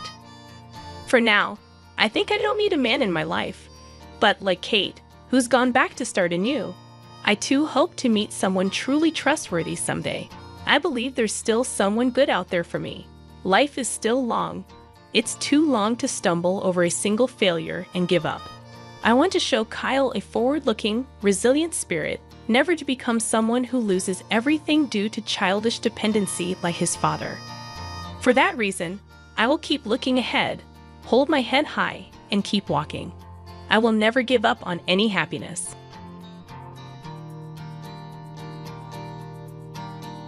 I regretfully forgot my wallet again, so I asked if my friend could cover the bill. When my niece's school had an extended break, it became a routine for my single mother sister-in-law and her daughter to stay at our house. Initially, I sympathized with her situation and believed in helping out. But over time, she began taking it for granted. One day, she insisted on going to a new outlet mall nearby, and reluctantly, I agreed. However, she conveniently forgot her wallet and demanded that I pay, frustrating me. Despite this, I didn't want to disappoint my sweet niece, who often went without due to their circumstances. Reluctantly, I covered the cost, insisting my sister-in-law repay me. Unfortunately, it didn't end there. On another occasion, my sister-in-law demanded another trip to the outlet mall, and this time, I was determined not to give in. My husband and I, in our 30s and married for 5 years without children, had discussed the possibility of infertility and decided to let things happen naturally. Our parents were supportive, understanding that not every couple follows the same path. Though still hopeful for children, we were planning our future without excluding the possibility of living without them. My younger brother, still single, once joked about having lots of kids for my share, seemingly unaware of our fertility discussions. Meanwhile, my husband's older sister, the sister-in-law in this story, was a single mother who regularly visited us during her daughter's school vacations. While I suggested alternatives, she insisted on staying, citing financial hardship. My niece, adorable and well-behaved, quickly became close to us, creating cherished summer memories at our house. As she entered middle school, the expenses began to mount with stationery, magazines, and fashion. Despite not wanting to interfere, my husband and I decided to give a generous middle school entrance gift. Touched by the thoughtful thank you letter, we looked forward to enjoying our separate vacations due to his work commitments. However, after Marine Day, my sister-in-law and niece unexpectedly arrived, announcing their month-long stay, reminiscent of previous years. I reminded her of our agreement to end these extended stays, but she brushed it off, saying, "I'll just stay in the room." Entering the room confidently, my sister-in-law remarked, I've used every year, while my niece hesitated. Urged by her mother, my niece hurriedly brought their luggage, apologizing to me before following. Casually settling in, my sister-in-law suggested a visit to a new nearby outlet mall. Controlling the air conditioner and changing settings, she made herself comfortable, expressing delight at not worrying about saving electricity while sipping on a chilled beer my husband had prepared. Frustrated, I called my husband, who couldn't leave work due to their unexpected visit. He asked me to handle his sister for the time being, promising to talk to her when he got home, even if it meant working late. Troubled by her unexpected stay, I couldn't ask him to leave work early. Reluctantly, I decided it was better to take my sister-in-law and niece to the outlet mall than to have them linger around the house. My niece, seemingly interested, nodded along with her mother's conversation. Despite my reservations, I couldn't bring myself to ask her to endure it, especially considering she's my husband's relative. Unprepared for lunch and with unexpected guests, I reluctantly agreed to take them to the outlet mall, opting for a bus due to the heat. Complaining about the walk and the absence of the car, my sister-in-law begrudgingly understood the situation. As we arrived at the outlet mall, she started fussing about forgetting her wallet. Her explanation about mistakenly putting her credit card back in her wallet didn't make sense. While I pondered her story, my niece looked momentarily disappointed but soon smiled, saying she's happy just looking around. Feeling sorry for my niece, I suggested covering today's shopping, estimating it wouldn't exceed $400 for 3 people. However, my sister-in-law seemed most delighted, eyeing expensive items from famous brands. I ended up playing the role of her wallet, using my credit card since I didn't have enough cash. Demanding repayment as soon as we got home, my sister-in-law claimed she couldn't do it right away, citing a lack of cash and a forgotten bank card. When I suggested using her credit card's cash advance, she claimed her credit cards had expired, blaming a mix-up with a new one. I pressed her for proof, incredulous that she had allowed her cards to expire 3 months ago. She explained that she had panicked and switched wallets when her old one broke, making an honest mistake. She didn't want her in-laws to know about her financial struggles. Having already burdened them with the divorce, I found it challenging to be too harsh with my sister-in-law, especially since she promised to repay me once back at her house. During that summer, she stayed with us for about a month. While my niece eagerly helped with housework and expressed interest in cooking, my sister-in-law assumed a more demanding mother-in-law-like role, questioning the delay in lunch and criticizing our approach to saving electricity. My sister-in-law never contributed to housework and complained twice as much as anyone else. With her and my niece's presence, daily chores expanded to doing laundry for 4 people. When I mentioned the no air conditioning rule, complaints tripled. Frustrated, I asked my sister-in-law for help in hanging the laundry, but she dismissed it, insisting that being in the sun affected her skin and demanding an expensive sunscreen brand. After a month of enduring this, my sister-in-law finally left with my niece. However, when I asked her to repay the money she owed, she refused, claiming she couldn't do it before payday. Persistent in my demands, I eventually sent a certified letter as proof. When my niece discovered her mother hadn't repaid the money, she revealed that her mother had been receiving financial support from her ex-in-laws since the divorce. My niece promised to take responsibility and repay me from the financial support her mother received. She also expressed concern about her mother's increasingly sloppy lifestyle, embarrassing her. This situation fueled my anger towards my carefree sister-in-law. With my niece approaching high school and college expenses looming, I felt compelled to teach my sister-in-law a lesson. Taking advantage of the school break, my sister-in-law and niece stayed with us again. Immediately upon arrival, my sister-in-law demanded a trip to the outlet mall, claiming she needed winter clothes. Sensing a potential repeat of her carelessness, I had already contacted some allies. After about 2 hours of shopping, my sister-in-law called, admitting she forgot her wallet and requested I cover the cost. Half of me thought it was typical, while the other half was exasperated. Claiming that my niece wasn't feeling well and we had already gone home, I declined to cover her expenses. Infuriated by her carelessness regarding her daughter, I emphasized that all she had to do was admit she didn't have enough money and return the items. Why did I have to cover the expenses for her shopping? Regardless, I needed to proceed with my plan. I informed her that I would be back soon after dropping my niece off at home. She questioned the time frame, and I mentioned I had just reached a nearby bus stop, indicating it would take another hour using public transportation. Surprisingly, she accepted this without demanding a taxi, making me suspicious that she might be up to something. She likely didn't want to risk me not coming back if she complained too much. An hour later, I arrived at the designated store with my collaborators. My sister-in-law was there, arms full of clothes and bags, instructing the staff to add more items. It seemed she planned to shop even more while awaiting my return. When I greeted her with an apology for the delay, she was surprised to see familiar faces beside me. Alongside me stood my husband, who was supposed to be at work. And then my father-in-law appeared, changing my sister-in-law's expression from surprise to confusion. She stammered, questioning why my husband was there. In truth, I had informed him about her failure to repay the money, and he was aware of everything that had transpired. He had agreed with my plan and was actually at home on a day off, hiding in the bedroom when my sister-in-law arrived. I had followed our plan and told her he was at work, and she believed me without checking. After hearing the story from my niece, my husband agreed that we should inform his parents. We reported everything, including her extended stay and refusal to repay the money.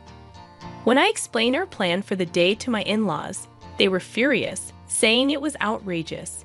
After separating from my sister-in-law at the mall, I immediately contacted them. My husband had driven ahead and waited for us. My niece and I left my sister-in-law and went to the parking lot, where my husband was waiting to drive us to a hotel to meet my in-laws.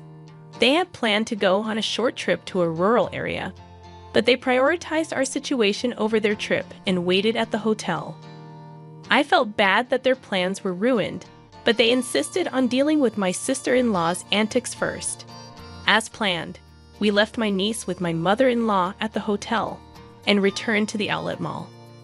When we confronted her, my sister-in-law furiously accused me of being cheeky for someone who was just a wallet to her. However, my husband and father-in-law took away all the clothes and bags she was holding. My husband retorted, "What are you doing? Don't return my clothes. They're not yours if you're not paying for them." My sister-in-law hesitated for a moment as my father-in-law returned the items to the store staff. My husband then dragged her out, and as he pulled her arm, she screamed, "It hurts. Let me go. Someone help, he's attacking me." Realizing she couldn't overpower him, she started accusing my husband of being a villain. My father-in-law, who had returned from explaining to the store, pulled out something from his jacket pocket. He was, in fact, a police officer. "I just happened to witness the incident," he explained, and everyone around us stopped listening to my sister-in-law's complaints. They pushed her into my husband's car parked in the lot. After reporting her actions to my in-laws, my father-in-law immediately checked her bank account.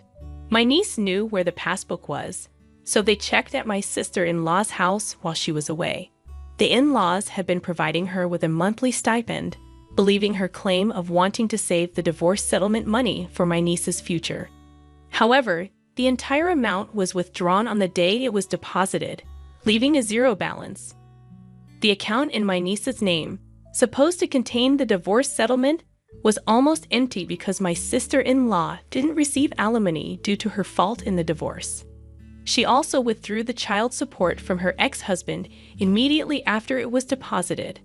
Furthermore, she confessed to not working, despite telling her parents she was. She spent her days leisurely using the support money and child support. The divorce settlement money she claimed to save for my niece was spent on her lifestyle. When it ran out, she planned to make me buy designer goods and sell them for cash. She even boasted about how well-known Target outlet items sold. My father-in-law hung his head in shame and apologized to us. Despite feeling sorry for my father-in-law, I showed them a video as evidence. It captured my sister-in-law red-handed. Whenever she and her daughter stayed with us, my husband's and my belongings mysteriously disappeared. It was too coincidental to happen every time, and more items vanished with each visit. Without proof, I couldn't accuse her, but I kept an eye on her. After she didn't repay the money I had fronted, I couldn't watch her all the time, so I installed hidden cameras in our rooms. Multiple times during her stay, she seemed to be searching our room when I was out. Finally, she began to blatantly steal. Just before leaving, there were times when she had checked the location many times and would go straight to his destination and steal what she was looking for. With practiced skill, she knew exactly where to go, swiftly taking specific items like my jewelry and my husband's luxury watch. The cameras caught her in the act, even capturing her face as she didn't notice them. My father-in-law, a police officer, was visibly furious, saying it's shameful to have a criminal in the family. He was overwhelmed with anger and sadness.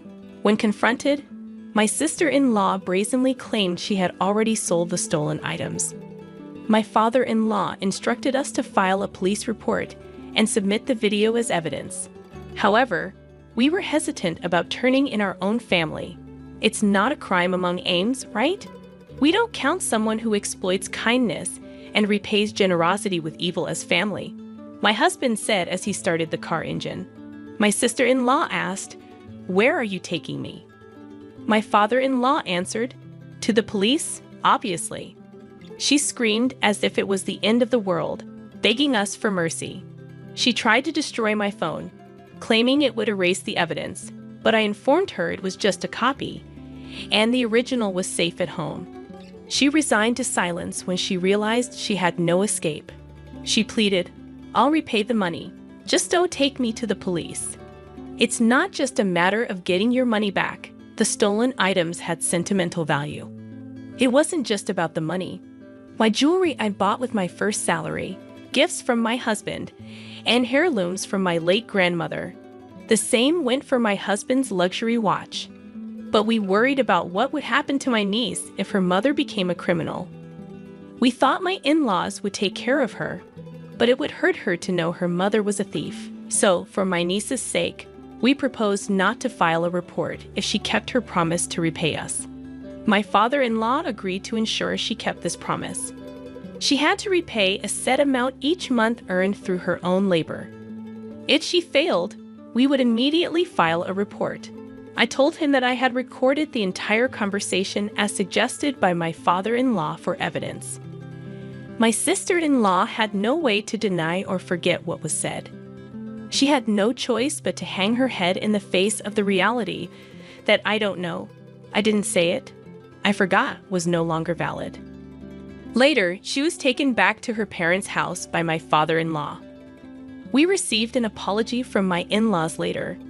They admitted they had been too lenient due to their love for their granddaughter and their daughter's manipulations. They realized they had spoiled her too much and vowed to re-educate her strictly. My sister-in-law, who had always been pampered, thought it was her due. After getting engaged, she quit her job to become a housewife. Even though it was difficult to get a job again after the divorce, my sister-in-law herself confessed that she thought she was only working part-time, but in reality, she wasn't working at all.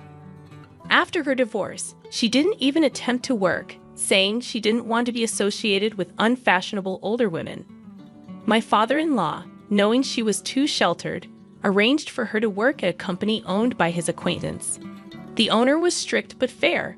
She struggled with basic manners and language, and her salary was managed by my mother-in-law, used to repay us. My sister-in-law and her daughter moved out of the house left by her ex-husband and now live under strict supervision with her parents. My niece is becoming a more responsible person, helping her grandparents. She plans to stay with them during the winter break, but looks forward to visiting us during the spring break. My husband and I are excited for her next visit.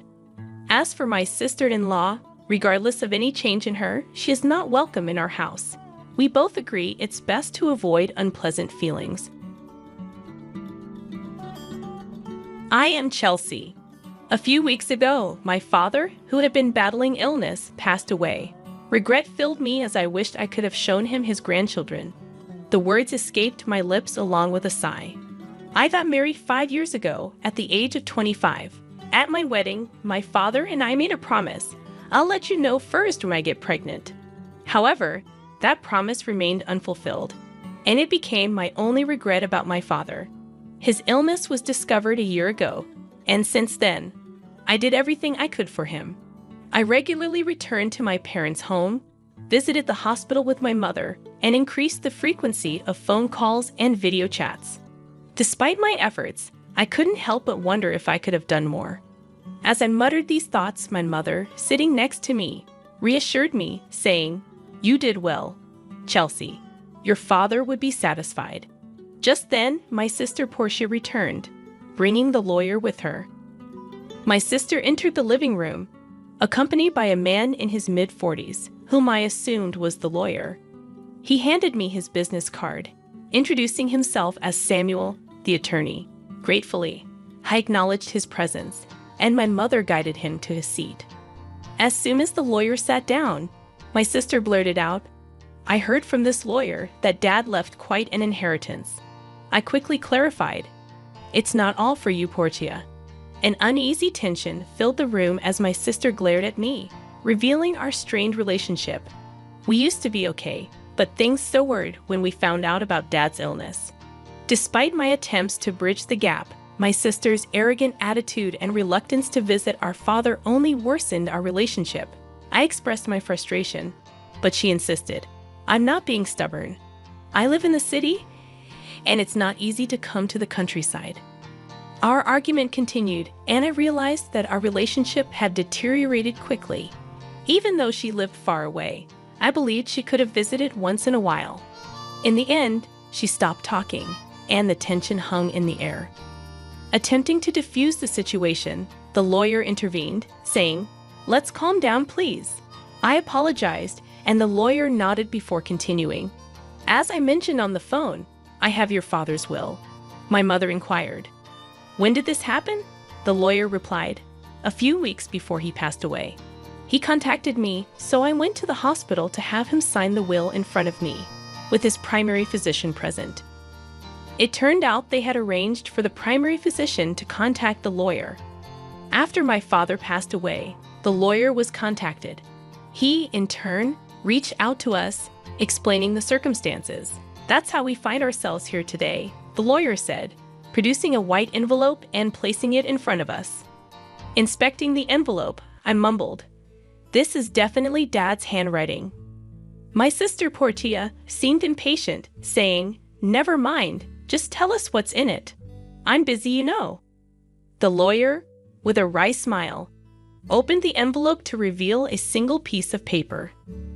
"This is what was written there," he began, explaining that besides the house and land, our father's inheritance included some savings and a storage shed. The mention of the storage shed puzzled me. My sister, however, interrupted angrily. "Wait a minute. You didn't mention the farm." "The farm, yes," I added, recalling that it was a hobby my father took up after closing his company. He had started farming near our home until he fell ill. My sister insisted that the farm should be part of the inheritance. Reviewing the documents, the lawyer found a note and revealed, "The farm is rented land." Disappointed, my sister thought we owned it, but I silently considered it might be for the best since we knew little about farming. The conversation shifted to dividing the inheritance. "The house and land go to the wife," the lawyer declared. My sister was content, but the lawyer suggested dividing the rest as we pleased. My sister promptly claimed the cash from the savings, approximately $100,000. Protesting against this selfish arrangement, I objected. "Wait a minute. I'm the oldest daughter. That's irrelevant. I'll take the storage shed." My sister turned to the lawyer, asking, "What even is that?" The lawyer explained, "It's the storage shed next to the house. You'll inherit the building, the land, and its contents." My sister's eyes lit up, and she eagerly accepted. As I questioned her motives, the lawyer continued, "It's about 65 square feet, roughly the size of a small bedroom." Reacting with distaste, My sister grimaced as the lawyer placed photos of the shed on the table. The exterior looked run down, and the interior contained only basic tools, nothing valuable. My sister declared, "I don't want it." I took the photos and painted them myself. It was all quite ordinary. Though these are sentimental items, they won't fetch much money, I thought. As I pondered, my sister spoke up, saying, "Fine, I'll take the cash. You can have that dirty shed." "Hold on, that's not fair. You agreed to the vegetable farming. What are you complaining about now?" my sister retorted. It was difficult to argue against her point, but if I didn't speak up, she'd take all of Dad's inheritance. My sister pressed me, asking, "So we're good then?"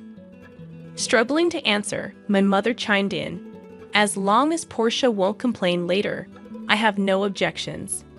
My sister grinned, and it seemed settled. However, feeling uneasy, I immediately objected, saying, "Well, I'm not satisfied." "Give it up. You're so greedy, aren't you?" my sister remarked, calling me a hassle. Frustrated, I insisted, "That's not it. You care more about Dad than money, right?" Her words left me speechless, realizing that family is more important than money. Before I could say more, my sister ended the conversation. In the end, my mother got the house and land. My sister received Dad's savings, and all that was left for me was the dirty shed. My sister signed a document promising not to complain about the inheritance division, laughing loudly. Full of complaints, I couldn't help but vent to my mother, asking, "Mom, why didn't you help me?" She replied, "I did help you. You decided with Portia." I argued, "That's not true. I made sure you got the shed." My mother assured me, "You might find something surprisingly good if you look closely." The next day, armed with the key from the lawyer, I headed to the shed near the field, a 10-minute walk from home. It was a rural road where no one else passed by. Upon reaching the field, which my father had rented for the past year, I opened the dusty shed with the key. As I looked around, there was nothing special inside, just tools for farming. Disappointed, I mumbled, "Maybe I should just take what's inside for now." However, upon closer inspection, I noticed that the shed felt smaller from the inside than it appeared from the outside. Puzzled, I walked around to the back and discovered another door. Gasping, I realized there was a space accessible only from the back. Excited, I thought this must be Dad's surprise. Remembering his love for surprises, I began tearing up. Rummaging through the shed, I found 2 keys hidden in the handle of a shovel. Trying one in the back door, it clicked open. Inside the cramped space, a large safe stood alone. Recognizing it from Dad's company, I hugged the safe, feeling fulfilled. Thinking that there had to be more surprises, I inserted the second key into the safe. With a slightly rusty sound, the safe opened, revealing contents that left me in disbelief. I was stunned. Inside was an unexpected inheritance. Overwhelmed with thoughts, I realized I had to tell Mom. Locking the safe, I rushed to her and, after explaining the situation, called my husband. Together, we moved the safe from my parents' house. However, a realization hit me. The contents were undoubtedly Dad's. If it's part of my inheritance, including the shed, I might have to pay inheritance tax. Better get this thoroughly checked out. The valuable contents warranted consultation with the lawyer about inheritance tax. According to the lawyer, consulting a certified public accountant was advised. A friend referred me to an accountant, and I left the complicated matters in their capable hands. A year passed in this way, and just when I thought things had settled down, my sister showed up near my home. "What brings you here all of a sudden?" I asked. "Well, I had some business at our parents' house, so I stopped by." "Something like that," my sister replied. Her behavior struck me as odd.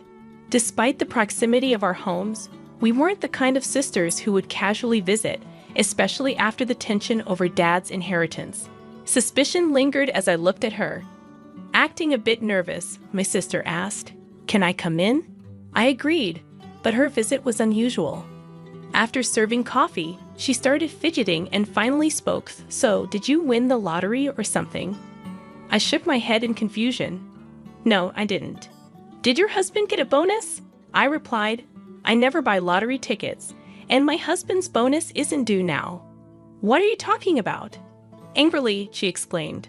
What are you making fun of me for? Money, you had it, don't you? She excitedly shared a story from a few days ago when she ran into our aunt in the city. The aunt mentioned receiving a $500 gift card as a thank you for visiting Dad. My sister assumed I sent it and believed I had come into extra money. She interrogated me, insisting that I admit to a windfall. Sighing, I clarified. It was a thank you gift from the inheritance. My sister didn't like my attitude and accused me of mocking her. I explained, no, it was a genuine thank you gift, but she pressed, demanding to know where I got the money. I replied, from the inheritance, remember? So, I sent thank you gifts to relatives who had helped us. Upon hearing this, my sister frowned and remarked, all you got was that dirty shed. I nodded, confirming her statement, but then added, there was a safe inside it. That's where the real inheritance was. Perplexed, my sister questioned, a safe? Real inheritance? I carefully explained to her about the watches in the safe, all of them valuable and collected by our father as a hobby during his lifetime. However, I admitted not knowing their exact value. On the other hand, the remaining savings were about $100,000, which seemed small considering our father's background as a business owner who could retire early. This led me to believe he might have invested a significant amount in those watches. My mother, upon seeing the contents of the safe, had expressed concern about potential inheritance tax. Seeking guidance, I asked her, what should I do, Mom? After some thought, she advised, things like this always come out. You should declare it properly. Let's ask that lawyer we spoke to recently. I consulted the lawyer again, who explained that if you inherit valuables, the inheritance tax is determined by their value at that time. He also suggested that a certified public accountant could handle it for me. Following this advice, I left it to the accountant. The results revealed that the watches alone were worth at least $500,000. Faced with this valuation, I questioned, how should I pay the inheritance tax? The accountant suggested, how about keeping the ones you're emotionally attached to and selling the rest? Agreeing with the practicality of this approach, I sold some watches, used the money to pay the inheritance tax, and sent thank you gifts to the helpful relatives, the gift cards my sister had mentioned. By the way, I kept items like the pocket watch my father often wore, which held the most memories for me. I showed it to my sister while explaining the story, saying, this one isn't expensive, but it holds the most memories for me. However, my sister frowned upon hearing my story. What? You don't have any left? She asked. I replied, no, there are still some in the safe, which is at Mom's. It's too big for this house. It's the one Dad used at his company. My sister looked away, seeming deep in thought. Feeling uneasy, I anticipated her reaction, but she surprised me by standing up and saying, I'm leaving now that I know where the money came from, and left. Considering my sister's money-minded nature, I expected her to demand a share of the money from the watch sales. I was relieved she left without making a fuss. However, in my relief, I forgot the unease I had felt earlier, only to be reminded of it late that night when I received a call from my mother. Chelsea, it's urgent. Come over right away, my mother exclaimed. Alarmed, my husband and I rushed to her house, noticing something strange as we approached. The area around my parents' house was lit up in red, and as we got closer, several police cars were parked outside. What's going on? I wondered, and the reason became clear, a distressing situation unfolding at my parents' house. I navigated through the crowd, calling out to my mother, what happened, Mom? According to her, it was after 9 p.m., and feeling tired, she had already gone to bed. Shortly afterward, she heard strange noises, sounds like someone searching for something coming from beyond the door. Oh, it's a burglar, my mother instantly thought. Feeling helpless as she was alone in the house, she decided to escape through the window. Glancing back, she saw the light of a flashlight moving inside the house, confirming her suspicion of a burglar. Convinced, she ran to the neighbor's house and urgently sought help, saying, "There's a burglar." Upon hearing this, the neighbor promptly came out, and they both observed the swinging light my mother pointed at, thinking it was a burglar. They called the police, who arrived soon after. However, it turned out not to be a burglar at all. It was my sister who had sneaked into the house to rummage through the safe. Influenced by my story, neither my mother nor the neighbor knew this. When the police arrived, my sister, realizing she was in trouble, attempted to make a quick escape. In her rush, she accidentally bumped into the open door of the safe, causing it to topple over and fall onto her as she tried to flee. That's how Portia got trapped under the safe, and she was taken to the hospital by ambulance, complaining of leg pain. Stunned, I was truly dumbfounded by the turn of events. Afterward, my mother and I apologized to the police officers for the late-night disturbance. I also called my sister's husband, who expressed disbelief, exclaiming, "Wait, you're saying Portia broke into her own family home and got injured?" "Yes, that's correct," I replied, shocked and disappointed. Her husband revealed that Portia had accumulated a significant amount of debt, spending extravagantly on brand name items. The couple had a massive fight, leading Portia to storm out, declaring she would borrow from Mom to pay it back. It turned out she had already used the $100,000 she inherited to settle some of her debts. However, still short, she came to me, seeking more money. Learning about the contents of the safe triggered her actions, resulting in this entire mess. No wonder her husband was furious. In the end, my sister, with a fractured leg, was hospitalized, and her husband started talking about divorce. Despite her protests, he brought divorce papers to the hospital, and she had no choice but to sign. Now she lies in her hospital bed, stunned by the unfolding events. I noticed a part-time job magazine next to her, suggesting she's contemplating working part-time to pay off her debts. As for me, I decided to move back to my parents' home amid all the commotion. Concerned about my mother and another significant reason, I found out I'm pregnant. After discussing it with my husband, we decided to move back home and have my mother assist us with childcare. Although I wish I could have shared the news of my pregnancy with my father while he was alive, I'm certain he would be happy for us. So, I'm looking forward to giving birth to a healthy baby.